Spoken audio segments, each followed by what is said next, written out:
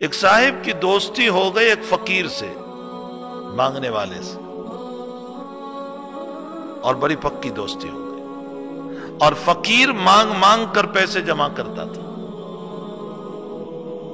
اور اس انسان کے پاس جس سے دوستی ہو گئی تھی بطور امانت کے رکھتا تھا، آپ کے پاس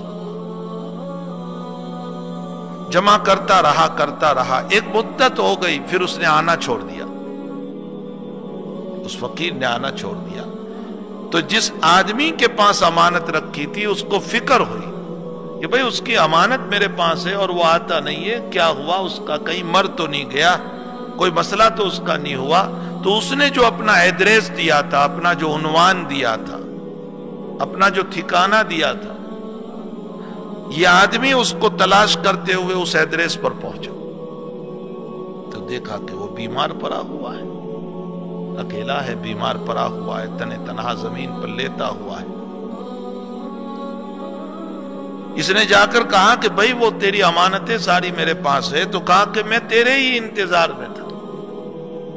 اب تو میرے پاس ایک دو دن رہے، اس لیے کہ مجھے پتا نہیں میری روح کب نکل جائے،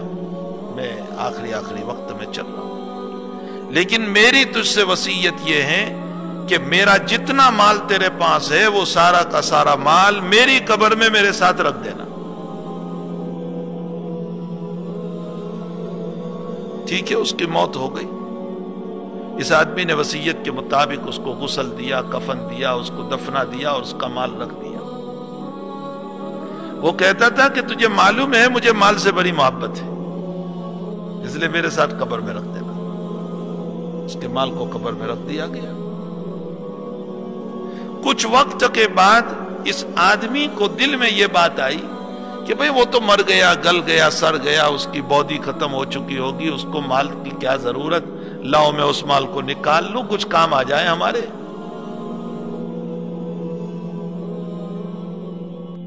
اس لیے یہ آدمی اس کی قبر پر گیا اور اس کی قبر پر جا کر قبر کھودی اور اس کے اندر پیسے نکالنے کے لیے اترا، تو وہ پیسے جو ہیں اس کے بدن کے اوپر چپکے ہوئے تھے۔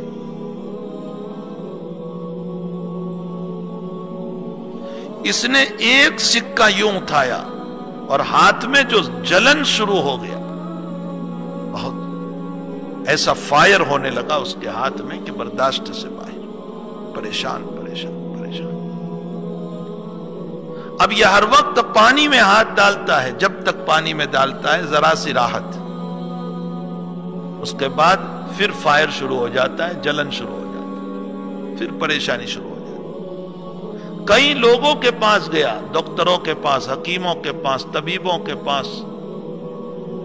علماء کے پاس، کئی لوگوں کے پاس گیا، لیکن اس کا جلن اور اس کا فائر ختم ہونے کے لیے تیار نہیں۔ تو اس کو پتا چلا کہ حضرت شاہ عبدالعزیز صاحب محدث دہلوی رحمت اللہ علیہ بہت بڑے بزرگ، صاحب کشف و کرامت، بہت بڑے بزرگ، اور ان کے باپ شاہ ولی اللہ صاحب محدث دہلوی بہت بڑے، اور ان کے دادا شاہ عبد الرحیم صاحب رحمت اللہ علیہ بہت بڑے۔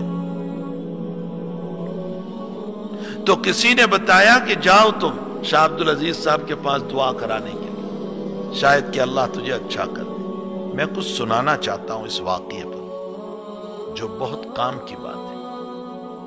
یہ آدمی شاہ عبدالعزیز صاحب کے پاس گیا اور پورا واقعہ سنایا کہ حضرت ایسا ہوا،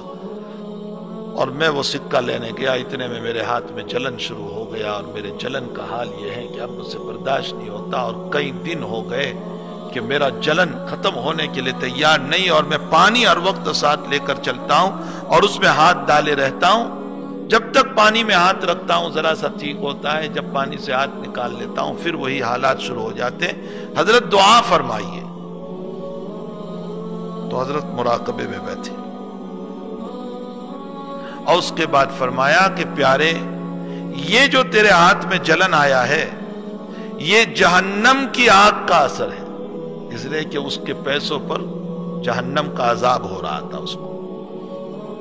اور تو لینے گیا تو جہنم کی آگ کا اثر ہے۔ اور ظاہر سی بات ہے کہ حدیث شریف میں ہے کہ یہ مشکل ہے، اللہ سے دعا کر دو۔ جب حضرت نے فرمایا کہ مشکل ہے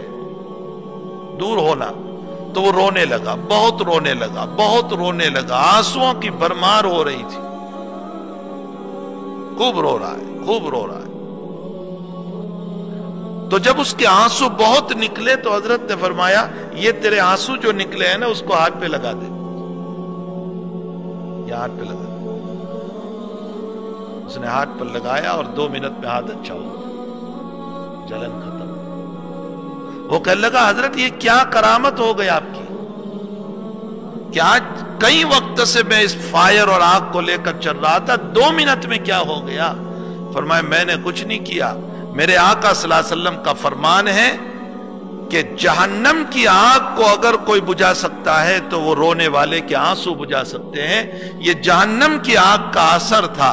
جب تو رویا ندامت کے ساتھ تو آنسو جو نکلے اور تو نے آنسو کو اپنے ہاتھوں پر لگایا، یہ حدیث کی برکت سے ان آنسوؤں نے جلن کو ختم کر دیا۔ یہ ہے یہ جو آنکھ کے آنسو ہیں نا اتنے قیمتی۔